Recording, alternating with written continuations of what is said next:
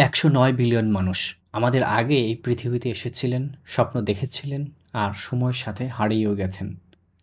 আমরাও তো কত স্বপ্ন দেখি, তাই না? একটা সুন্দর বাড়ি, ভালো কেরিয়ার, সুখী পরিবার। আমরা সফল হওয়ার জন্য ছুটি, ঠিক যেন এক বিশাল পর্বত জয় করার নেশায়। কিন্তু শত ব্যস্ততার মাঝেও দিন শেষে যখন একা হই, মনে কি প্রশ্ন জাগে না, যে সুখ আর প্রশান্তির জন্য এত কিছু করছি, তা কি আসলেই পাচ্ছি, নাকি আমরা ভুল চূড়ায় ওঠার চেষ্টা করছি? যে সুখ ক্ষণস্থায়ী নয়, যে প্রশান্তি কখনো ফুরিয়ে যায় না, তার পথ তো আল্লাহ আমাদের দেখিয়ে দিয়েছেন। সেই পথ হলো ইসলাম, নামাজ। রবের সামনে দাঁড়ানোর মুহূর্তগুলোই তো আমাদের আসল প্রশান্তি। যে গাইডবুক আমাদের এই জীবনে এবং পরকালের সফলতার জন্য পাঠানো হয়েছে তা হলো আল কুরআন। এর প্রতিটি অক্ষরই তো আমাদের আত্মার খোরাক। এই ক্ষণস্থায়ী জীবন শেষ হওয়ার আগেই আসুন এই দুটি জিনিসকে আঁকড়ে ধরি, যা কবরে এবং হাসরের ময়দানে আমাদের একমাত্র সঙ্গী হবে। আপনার নামাজ ও কুরআন কি সহিশুদ্ধ? আপনার জীবনে সত্যিকারের প্রশান্তি দিয়ে সাজিয়ে তুলতে ইসলামিক লাইফ একাডেমি আছে আপনার পাশে। তাই আজই শুরু করুন আপনার শুদ্ধ নামাজ এবং কোরআন শিক্ষার যাত্রা। কারণ এই জীবনটাই আপনার একমাত্র সুযোগ। আচ্ছা, ক্লাস শুরুর আগে একটা বিষয় একটু জানিয়ে রাখি। যারা আহ, অনেকেই আমাদের নামাজ শিক্ষা এবং কোরআন শিক্ষা কোর্সে যুক্ত হয়েছেন রেকর্ডেড ব্যাচে। তো আপনারা যারা এখনো উম, যুক্ত হওয়ার পরেও কোর্স শুরু করতে পারেননি বা কোথাও কোনো সমস্যা আছে, আপনারা কাইন্ডলি আমাদের হোয়াটসঅ্যাপে মেসেজ করবেন। কোনো সমস্যা হলে আমরা আপনাকে সরাসরি ভিডিও কলের মাধ্যমে কিংবা স্ক্রিন শেয়ারের মাধ্যমে দেখিয়ে দেব কিভাবে কোর্সের ভিডিওগুলো দেখতে হয়। বিশেষ করে নামাজ শিক্ষা কোর্সে যারা যুক্ত হয়েছেন, নারীদের জন্য আলাদা আলাদা প্র্যাকটিক্যাল ভিডিও আছে, পুরুষদের জন্য আলাদা আলাদা প্র্যাকটিক্যাল ভিডিও। তো এইগুলো আপনারা মিস করবেন না। একবার দেখলেই আশা রাখি আপনারা পরিপূর্ণভাবে শিখে ফেলবেন ইনশাআল্লাহ। তো যারা যুক্ত হয়েছেন কোনোভাবেই যেন অবহেলায় পড়ে না থাকে, আর বিরক্তিকর মনে করবেন না। লগ ইন করা একটু কঠিন, কিন্তু একবার বুঝে গেলে আপনার জন্য দেখা বারবার সহজ হয়ে যাবে। আজকের বৃহস্পতিবার রাত, বলা হয় দুনিয়াবি নিয়মে, তবে এটা হচ্ছে শুক্রবার দিবাগত রাত। আজকে শুক্রবারের রাত শুরু হয়ে গিয়েছে। আপনারা জানেন আজকে হচ্ছে আমাদের ইসলাহি ক্লাস। আলহামদুলিল্লাহ।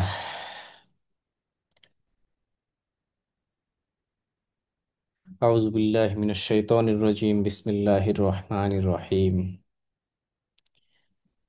ইন্নাল হামদালিল্লাহ নাহমাদুহু ওয়া নাস্তাঈনুহু ওয়া নাউযু বিল্লাহ ومن شرور أنفسنا ومن سيئات أعمالنا من يهده الله فلا مضل له ومن يضلله فلا هادي له وأشهد أن لا إله إلا الله وحده لا شريك له وأشهد أن محمدا عبده ورسوله أما بعد।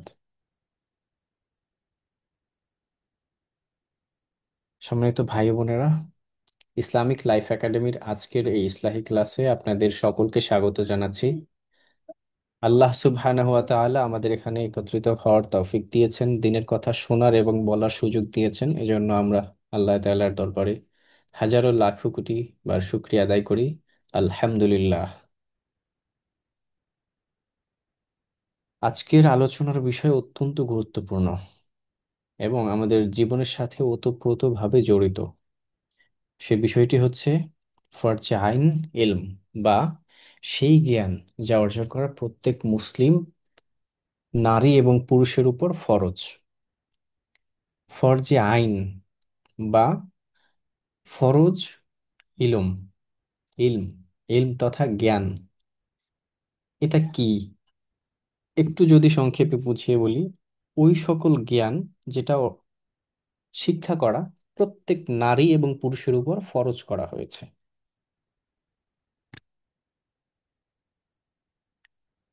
আমাদের সকলের উপরে যেরকম নামাজ আদায় করা ফরজ, রোজা আদায় করা ফরজ, হজ জাকাত আদায় করা যেমনি ভাবে ফরজ, তেমনি ভাবে কিছু জ্ঞান আছে, কিছু ইলম আছে, যেগুলো প্রত্যেক জ্ঞানবান বালেগ নারী এবং পুরুষের উপর ফরজ করা হয়েছে। একজন শিশুর উপরে কিন্তু নামাজ ফরজ না, একজন নাবালেগ মানুষের উপরে কিন্তু রোজা ফরজ না। আবার যার নিসাব পরিমাণ সম্পদ নেই তার উপরে যেমনি ভাবে উম জাকাত দেওয়া ফরজ না, যার সম্পদ নেই ওই পরিমাণ যখন হজ ফরজ হয় তার উপরে যেমনি ভাবে হজ ফরজ না, ঠিক তেমনি ভাবে ফরজে আইন, ফরজে আইনের যেই জ্ঞান আছে এই জ্ঞান অর্জন করাও তার জন্য ফরজ না। যে নাবালেগ, যার যিনি অবচেতন কিংবা সে বুঝে না, তার জন্য এই জ্ঞান অর্জন করা কি ফরজ না। তাহলে এই জ্ঞান অর্জন করা ফরজ কার জন্য? এই ফরজটা কেমন? যেমন আপনার উপরে যদি নামাজ ফরজ হয় তাহলে আপনার জন্য এই জ্ঞান অর্জন করাও কি ফরজ। আমরা আসলে নামাজকে গুরুত্ব দেই, আহ এবং রোজাকে গুরুত্ব দেই, হজকে গুরুত্ব দেই, তেমনি ভাবে ফরজ যে ব্যাপারগুলো আছে সেগুলোকে আমরা গুরুত্ব দেই, কিন্তু আমরা এই ফরজ ইলম আরো একটা যে ফরজ আছে, অবশ্য পালনীয় অবশ্য কর্তব্য যে ফরজটা আছে, এটাকে আমরা গুরুত্ব দেই না। এবং এটার জন্য যে আল্লাহ তাআলা আমাদেরকে জিজ্ঞাসাবাদ করবেন সেটা আমরা কি গুরুত্ব দেই না। এবং অনেকে আসলে জানি না যে এটা যে আমাদেরকে আমাদের যে আল্লাহ তাআলা জিজ্ঞাসাবাদ করবেন এটা আমরা অনেকে জানিও না। তো সেই জন্য আমি বলবো আজকের ক্লাস অত্যন্ত গুরুত্বপূর্ণ। যারা জানেন না তারা ফরজিয়াত সম্পর্কে যারা পূর্বে দার্স নেন নাই তারা অবশ্যই ক্লাসের শুরু থেকে একদম শেষ পর্যন্ত থাকবেন। আল্লাহ তাআলা আমাদের আহ আলোচনা অনুযায়ী আমল করার তৌফিক দান করুন, আমিন। আমরা সবাই একবার বলি, রব্বি জিদনি ইলমা, রব্বি জিদনি ইলমা।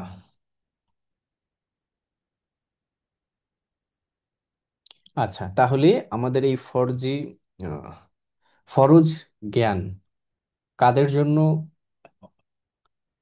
গ্রহণ করা ফরজ? তাদের জন্য যাদের নামাজ ফরজ হয়েছে, যাদের উপর নামাজ ফরজ হয়েছে, রোজা ফরজ হয়েছে, হজ ফরজ হয়েছে, জাকাত দেয়া ফরজ হয়েছে, তাদের কি এই ফরজিয়াত জ্ঞান অর্জন করাও ফরজ।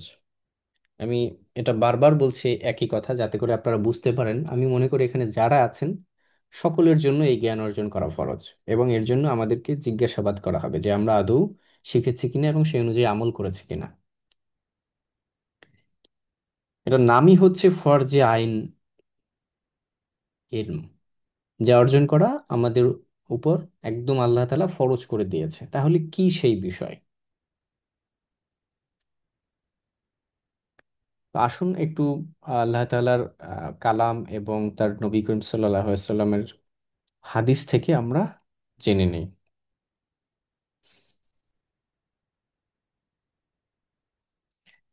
ইসলামে জ্ঞানের গুরুত্ব আসলে অপরিসীম। আমাদের প্রিয় নবী হজরত মুহাম্মদ সাল্লাল্লাহু আলাইহি সাল্লামের উপর নাজিলকৃত প্রথম ওহী ছিল ইকরা, যার অর্থ হচ্ছে পড়ুন। যেমন আল্লাহ তাআলা বলেন সূরা আলাক আয়াত নাম্বার 1, ইকরা বিসমি রব্বিকাল্লাযী খলাক, অর্থাৎ পাঠ করুন আপনার রবের নামে, পড়ুন আপনার রবের নামে যিনি সৃষ্টি করেছেন। অর্থাৎ যেই শব্দটা সর্বপ্রথম আমাদের নবী হজরত মুহাম্মদ সাল্লাল্লাহু আলাইহি সাল্লামের উপর নাজিল হয়েছে সেই শব্দটাই হচ্ছে ইকরা। যেই বাক্যটা প্রথম নাজিল হয়েছে সেই বাক্যটাই শুরু হয়েছে পড়া দিয়ে, পড়া দিয়ে, পাঠ দিয়ে। তো তো এই আয়াতটি কেবলমাত্র অক্ষর জ্ঞান বা জাগতিক জ্ঞানের কথা বলে না, বরং এটি সেই জ্ঞানের কথা বলে যা মানুষকে তার রবের সাথে পরিচয় করিয়ে দেয়। রাসূলুল্লাহ সাল্লাল্লাহু আলাইহি সাল্লাম বলেন, তলাবুল ইলমি ফারিদতুন আলা কুল্লি মুসলিম, জ্ঞান অন্বেষণ করা প্রত্যেক মুসলিমের উপর ফরজ। এই হাদিসটা এসেছে সুনানে ইবনে মাজাহ, হাদিস নাম্বার 224। তো তাহলে আমরা বুঝলাম নবীজি সাল্লাল্লাহু আলাইহি সাল্লামের উপর, নবীজি সাল্লাল্লাহু আলাইহি সাল্লামের কাছ থেকে যে হাদিস, তলাবুল ইলমি ফারিদাতুন আলা কুল্লি মুসলিম, জ্ঞান অন্বেষণ করা প্রত্যেক মুসলিমের উপর ফরজ। এখন প্রশ্ন হলো, এই হাদিসে কোন জ্ঞানের কথা বলা হয়েছে? এটা কি দুনিয়ার সমস্ত জ্ঞান, যেমন ডাক্তার, ইঞ্জিনিয়ার, বিজ্ঞান, অর্থনীতি, সমাজনীতি, রাজনীতি, এগুলো অর্জন করা কি প্রত্যেক মুসলমানের উপর ফরজ করা হয়েছে? না, আসলে এগুলো এই ফরজিয়াতের মধ্যে পড়ে না। তাহলে কোন জ্ঞান? ইসলামী শরিয়া জ্ঞানকে দুটি ভাগে, প্রধানত দুই ভাগে ভাগ করছে। এক নম্বর হচ্ছে ফরজে কিফায়া, আর দুই নম্বর হচ্ছে ফরজে আইন। এক নম্বরে কি ফরজে কিফায়া এবং দুই নম্বরে ফরজে আইন। আপনারা যারা আমার কথা শুনতে পাচ্ছেন, আহ, কোথাও কোনো সমস্যা আছে কিনা বা কোনো এই রিলেটেড কোনো প্রশ্ন থাকলে আপনারা চ্যাটে লিখতে পারেন, চ্যাট বক্সে, জুমে যারা যুক্ত আছেন। আর এটা কেবলমাত্র আমাদের স্টুডেন্ট যারা থাকে তাদের কাছে আমাদের এই লিঙ্কগুলো দেওয়া হয় ক্লাসের, এর বাইরে অন্য কারো কাছে যায় না। সো আপনি আপনার নির্দ্বিধায় নিঃসংকোচে প্রশ্ন করতে পারেন। এবং আমরা এই ক্লাসটা ইউটিউবে যাই, যার কারণে আমরা কারো আসলে মাইক্রোফোন খুলে দেই না সহজে। তো আপনারা প্রশ্নগুলো লিখতে পারেন। আর আমার কথা স্পষ্ট শোনা যাচ্ছে কিনা, কোনো প্রবলেম হলে সেটাও কাইন্ডলি আমাকে জানাবেন। তাহলে আমরা জানলাম যে একটা হচ্ছে ফরজে কিফায়া এবং আরেকটা হচ্ছে ফরজে আইন। তো আসুন, ফরজে কিফায়া কি? ফরজে কিফায়া হলো এমন জ্ঞান যা মুসলিম উম্মাহর একটি অংশ অর্জন করলে বাকিদের উপর থেকে দায়ভার চলে যায়। অর্থাৎ যদি উম, কেউ আপনার মহল্লা থেকে একজন, কিংবা আপনার গ্রাম থেকে একজন, কিংবা আপনার পাড়া থেকে একজন, আপনার গোষ্ঠী থেকে একজন কেউ যদি হয়, তাহলে আপনার উপর থেকে সেই দায়ভার চলে যায়। এটা সাধারণভাবে বোঝার ক্ষেত্রে আপনি বুঝতে পারেন যে কেউ একজন ডাক্তার হওয়া, কিংবা একজন মুফতি হওয়া, ফকি হওয়া, হাফেজ হওয়া, এই ব্যাপারগুলো হচ্ছে ফরজে কিফায়ের অন্তর্ভুক্ত। আর দ্বিতীয় হচ্ছে ফরজে আইন। ফরজে আইন হচ্ছে এমন জ্ঞান যা অর্জন করা প্রত্যেক বালেগ বা প্রাপ্তবয়স্ক ও সুস্থ মস্তিষ্কের মুসলিম নর নারীর উপর ব্যক্তিগতভাবে ফরজ করা হয়েছে। আপনি বুঝেন ব্যাপারটা? ফরজে আইন এটা এমন একটা ফরজ যেটা গ্রামের মধ্যে একজন অর্জন করলে, জ্ঞান অর্জন করলে হবে না, মহল্লা থেকে একজন শিখলেই আদায় হয়ে যাবে না, পুরো দেশ থেকে একজন শিখলেই আদায় হয়ে যাবে না। এটা এমন এক জ্ঞান যেটা ব্যক্তিগতভাবে প্রত্যেক নারীর উপর, প্রত্যেক পুরুষের উপর ফরজ করা হয়েছে। এই জ্ঞান না থাকলে একজন মুসলিম সঠিকভাবে তার দিন পালন করতে পারে না। এটা হচ্ছে সেই জ্ঞান। আজকের আলোচনায় এই ফরজে আইন, ইলম, আজকের আলোচনায় এই যে দ্বিতীয় দ্বিতীয় পার্টটা আছে, ফরজে আইন, ইলম, এই বিষয় নিয়ে আমরা শিখবো ইনশাআল্লাহ।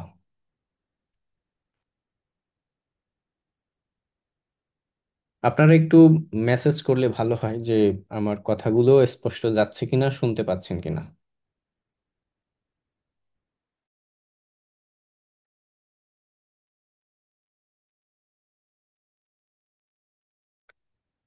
ইমাম গাজ্জালী রহমতুল্লাহি আলাই সহ অনেক উলামায়ে কেরাম বলেছেন, ফরজে আইন ইলম হলো সেই জ্ঞান যা আপনার বর্তমান অবস্থার জন্য প্রয়োজন।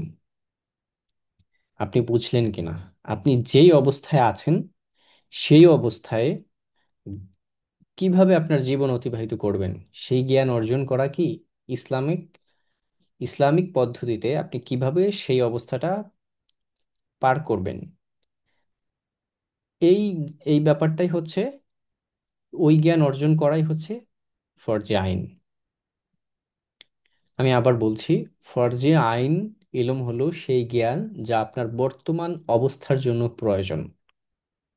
আপনি যখন বালেগ হয়েছেন তখন আপনার উপর যা যা ফরজ করা হয়েছে তা সঠিকভাবে পালন করার জন্য, পালন করার জ্ঞান অর্জন করাই হলো ফরজে আইন। অর্থাৎ একজন শিক্ষক, সে তার কিভাবে কোন শিক্ষা সে গ্রহণ করবে, কোন শিক্ষা তার স্টুডেন্টদের শেখাবে, এ সম্পর্কে ইসলাম কি বলে সেটা জানা তার জন্য ফরজ।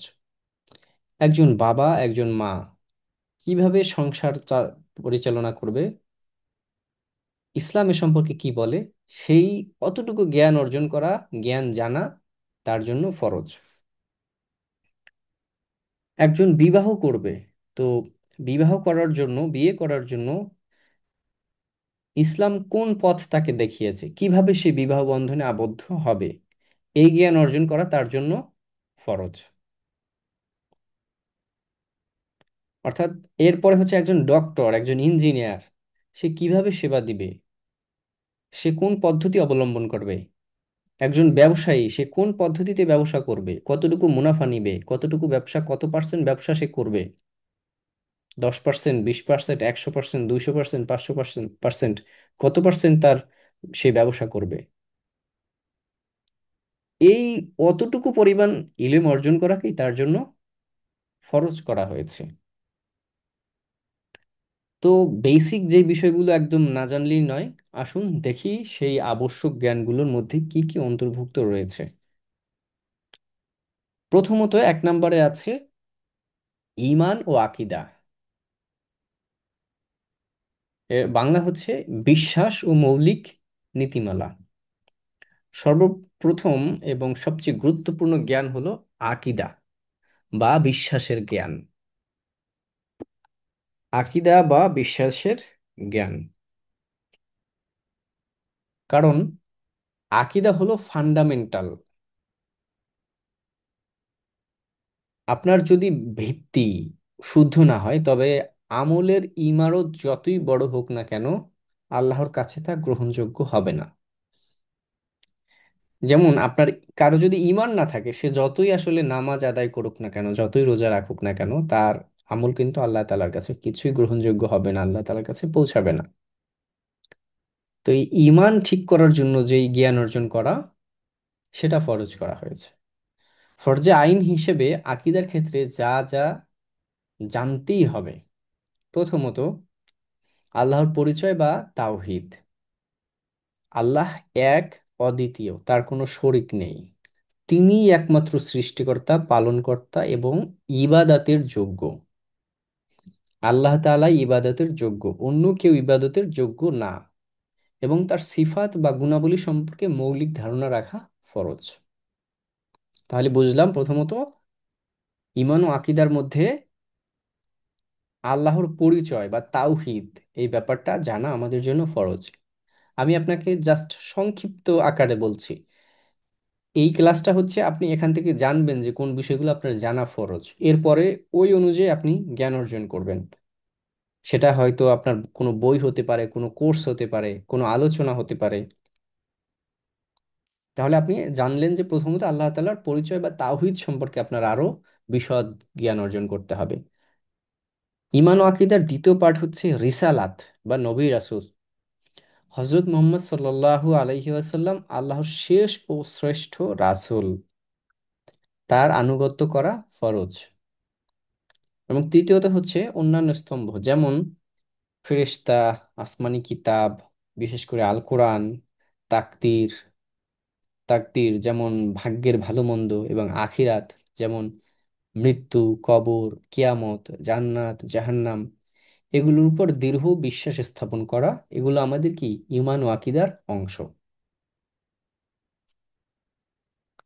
যেমন এই বিষয়গুলো বিখ্যাত হাদিসে জিব্রিল, এখানে ঈমানের স্তম্ভ হিসেবে বর্ণিত হয়েছে যে যেখানে জিব্রাইল আলাইহিস সালাম এসে রাসূলুল্লাহ সাল্লাল্লাহু আলাইহি সাল্লামকে ঈমান সম্পর্কে জিজ্ঞাসা করেছিলেন। আপনারা এই হাদিসটা পেয়ে যাবেন সহিহ মুসলিম হাদিস নাম্বার 8-এ।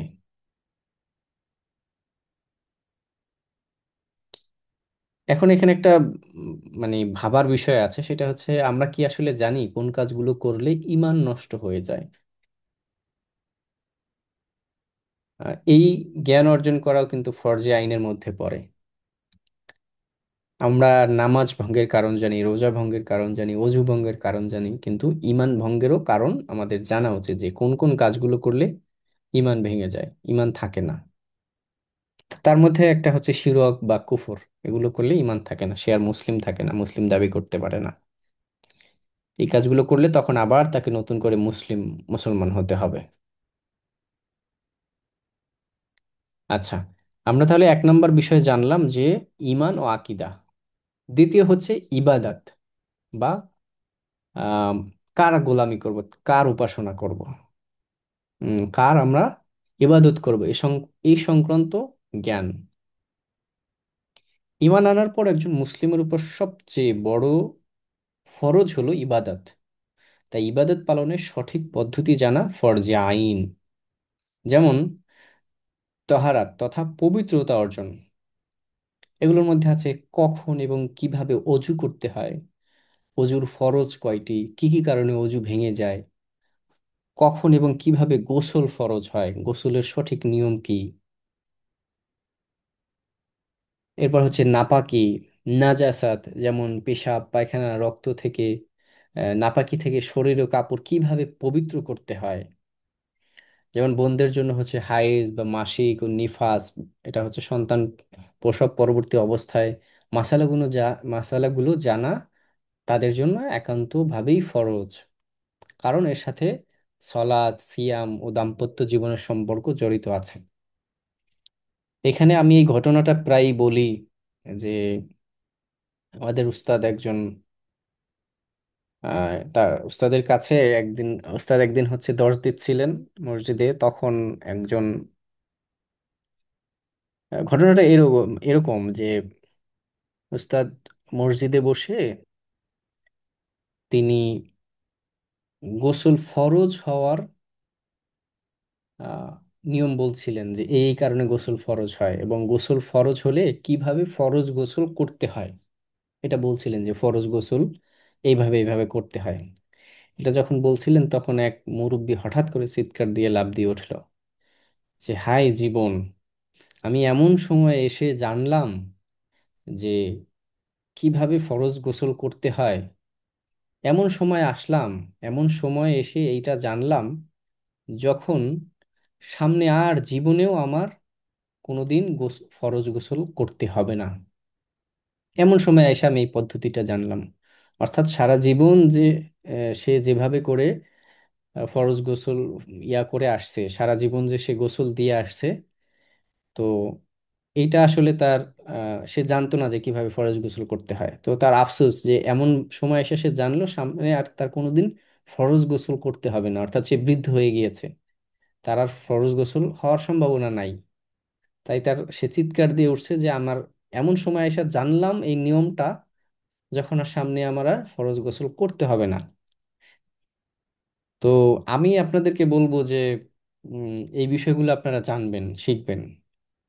এখানে আরেকটু ফাঁকে, এই মাঝখানে আমি আপনাদের সহজ করে দেই এগুলো শেখার জন্য, বিশেষ করে এতক্ষণ যেগুলো বললাম, এগুলো আপনারা হচ্ছে আমাদের যেই নামাজ শিক্ষা কোর্স আছে এখানে একদম সুন্দরভাবে ধরে ধরে দেখানো হয়েছে, কিভাবে অজু করতে হয় একদম, অজু করে করে কোন সময় কোন দোয়া পড়তে হয়, আহ, এক- একদম খোলাখুলি ভাবে সুন্দরভাবে বোঝানো হয়েছে। হ্যাঁ, এটা আপনারা এই কোর্সে পেয়ে যাবেন, যারা আছেন তারা তো জানেন। আচ্ছা, প্রথমে জানলাম তহারাত, এরপরে হচ্ছে সালাত। এর মধ্যে ফরজের মধ্যে কি কি থাকে, সলাতের মধ্যে থাকবে হচ্ছে 5 ওয়াক্ত নামাজের সময়সূচি ও রাকাত সংখ্যা। তারপর হচ্ছে সলাত আদার সঠিক পদ্ধতি। এরপর হচ্ছে সলাতে কি কি পড়া হয়, যেমন সানা, সূরা ফাতিহা, অন্যান্য সূরা, তাশাহুদ, দরুদ ইত্যাদি জানা। কি কি কারণে সালাত ভঙ্গ হয় বা সিজদায় সাহু ওয়াজিব হয় ইত্যাদি জানা। যেমন রাসূল সাল্লাল্লাহু আলাইহি ওয়াসাল্লাম বলেছেন, তোমরা সেভাবে সলাত আদায় করো যেভাবে আমাকে সালাত আদায় করতে দেখছো। সহিহ বুখারী হাদিস নাম্বার 631। তাহলে আমরা জানলাম নামাজের জন্য কোন বিষয়গুলো শিখতে হয়, শেখা আমাদের জন্য ফরজ। এরপরে হচ্ছে সিয়াম তথা রোজা। রমজান মাসের রোজা ফরজ। এরপরে কি কি কারণে রোজা ভেঙে যায়, কি কি কারণে রোজা ভাঙে না, মাকরু হয়, কাজা ও কাফারা কখন ওয়াজিব হয় ইত্যাদি জানা ফরজ। পরে জাকাত। জাকাত সবার উপরে ফরজ নয়, কিন্তু আপনার যদি নিসাব পরিমাণ বা নির্দিষ্ট পরিমাণ সম্পদ 1 বছর ধরে থাকে, তবে জাকাতের জ্ঞান অর্জন করা আপনার উপর ফরজে আইন হয়ে যাবে।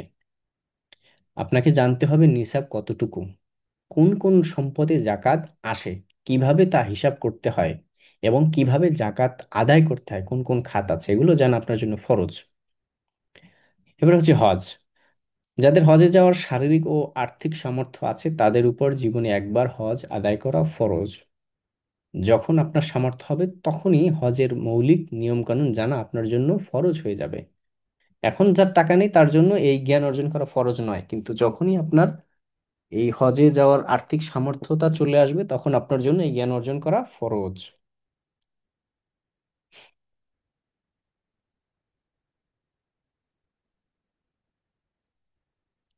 আচ্ছা, এরপর হচ্ছে 3 নম্বরে হচ্ছে কোরআন তিলাওয়াত বা তাজউইদ। সা- সালাত শুদ্ধ হওয়ার জন্য কোরআন তিলাওয়াত শুদ্ধ হওয়া শর্ত।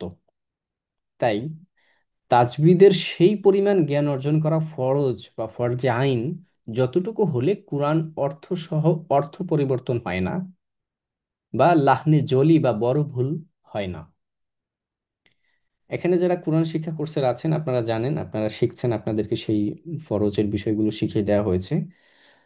তো আপনার জন্য এই যে আপনি কি করলেন, যারা কোরআনের শিখছেন, আপনি কিন্তু সেই জ্ঞানটা অর্জন করে ফেলেছেন, যে যেগুলো আসলে লাহানে জলি হয়, বা যেই ওই নিয়ম কানুনগুলো আপনি জেনে ফেলেছেন, আপনি শিখে গিয়েছেন। তো আপনার এই একটা ফরজ হয়েছে।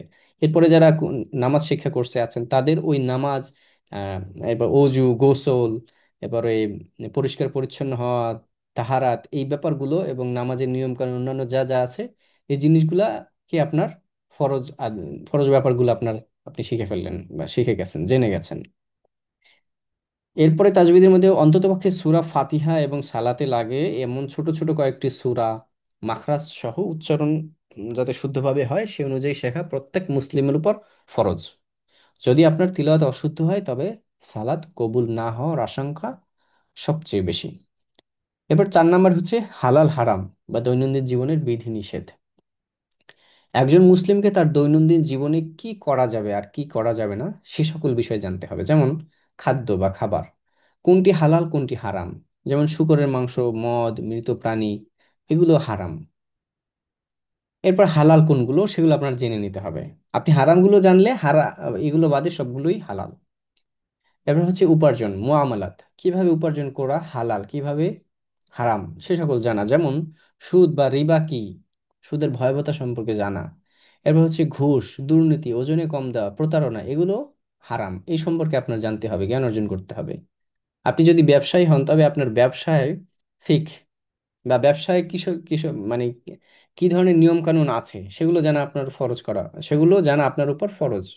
এরপর আপনি যদি চাকরিজীবী হন তবে চাকরির আমানতদারিতা সম্পর্কে আপনার জানা ফরজ। এরপরে হচ্ছে পর্দা, নারীদের জন্য পর্দা করা আবশ্যকীয় একটা বিধান, এটা ফরজ। পুরুষদের জন্য দৃষ্টি অবনত রাখার বিধান, এগুলো জানা ফরজ। যেমন সূরা আর নূরে 30 থেকে 31 আয়াতে বলা হয়েছে।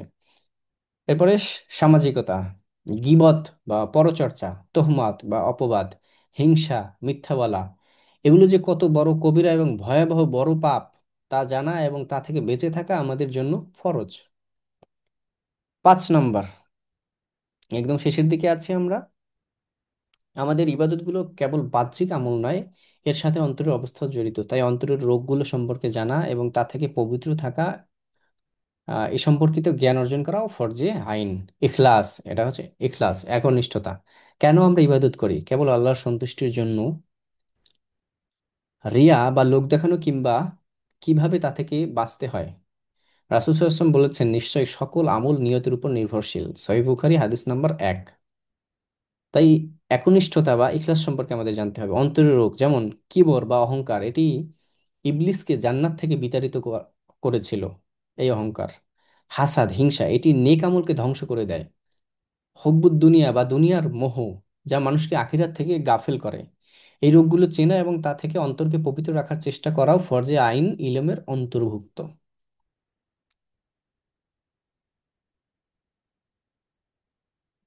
সম্মানিত ভাই ও বোনেরা, আজকের আলোচনা থেকে আমরা বুঝতে পারলাম যে ফরজে আইন ইলম হলো আমাদের সার্ভাইভাল কিট। এই জ্ঞান ছাড়া আমরা মুসলিম হিসাবে সঠিকভাবে জীবনযাপন করতে পারবো না। আমরা দুনিয়ার সামান্য একটা ডিগ্রি অর্জনের জন্য 16 বছর 20 বছর সময় ব্যয় করি, কিন্তু যে জ্ঞান আমাদের কবর, হাসর এবং অনন্তকালের জীবনে কাজে লাগবে, সেই জ্ঞান অর্জনের জন্য আমরা কতটুকু সময় ব্যয় করছি। আল্লাহ তাআলা জ্ঞানীদের মর্যাদা সম্পর্কে বলেছেন যে, তোমাদের মধ্যে যারা ঈমান এনেছে এবং যাদেরকে জ্ঞান দান করা হয়েছে, আল্লাহ তাদেরকে মর্যাদায় সমুন্নত করবেন। সূরা আল মুজাদালা 11 নম্বর আয়াত। তিনি আরো বলেছেন, বলুন, যারা জানে এবং যারা জানে না তারা কি কখনো সমান হতে পারে? জুমার 9 নম্বর আয়াত। আমাদের করণীয় কি? 1 নম্বর হচ্ছে আমাদের নিয়তকে শুদ্ধ করা। আজই নিয়ত করি যে আমরা দুনিয়াবি সার্টিফিকেটের জন্য নয়, বরং আল্লাহর সন্তুষ্টির জন্য এবং একজন প্রকৃত মুসলিম হিসেবে বাঁচার জন্য দিনের এই আবশ্যকীয় জ্ঞান অর্জন করব। এই নিয়তটা এখনই করে ফেলেন। 2 নম্বর হচ্ছে তালিকা তৈরি করা। আজকের আলোচনা থেকে দেখুন আপনার কোন কোন ক্ষেত্রে ঘাটতি আছে। আকিদা, সালাত, তাজবিদ নাকি হালাল হারাম, সেটার একটা লিস্ট করুন। 3 নম্বর হচ্ছে জ্ঞান অর্জন শুরু করা। এই ঘাটতি পূরণের জন্য প্রতিদিন অল্প সময় হলেও ব্যয় করুন। কোনো একজন নির্ভরযোগ্য আলেমের কাছে শিখুন, অথবা ইসলামিক লাইফ একাডেমির মতো প্রতিষ্ঠানগুলোর কোর্স বা ক্লাসগুলোতে অংশ নিতে পারেন আমাদের কাছে। 4 নম্বর হচ্ছে আমল করা। যে জ্ঞান অর্জন করবেন তার সাথে সাথে আমল করার চেষ্টা করবেন, কারণ আমলহীন জ্ঞান কিয়ামতের দিন বোঝা হয়ে দাঁড়াবে। 5 নম্বর হচ্ছে দোয়া করা। আল্লাহর কাছে সর্বদাই উপকারী জ্ঞানের জন্য দোয়া করবেন, যেমন রব্বি জিদনি ইলমা, হে আমার রব, আমার জ্ঞান বৃদ্ধি করে দিন। এটা সূরা তহার 114 নম্বর আয়াত। রাসূলুল্লাহ সাল্লাল্লাহু আলাইহি ওয়াসাল্লামের সেখানে দোয়া, আল্লাহুম্মা ইন্নী আসআলুকা ইলমান নাফিআন, হে আল্লাহ, আমি আপনার কাছে উপকারী জ্ঞান প্রার্থনা করছি। আল্লাহ তাআলা আমাদের সবাইকে ফরজে আইন ইলম অর্জন করার এবং সে অনুযায়ী আমল করে তার সন্তুষ্টি অর্জনের তৌফিক দান করুন।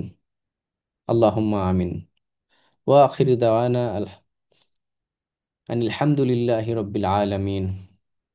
আসসালামু আলাইকুম ওয়া রাহমাতুল্লাহি ওয়া বারাকাতুহু।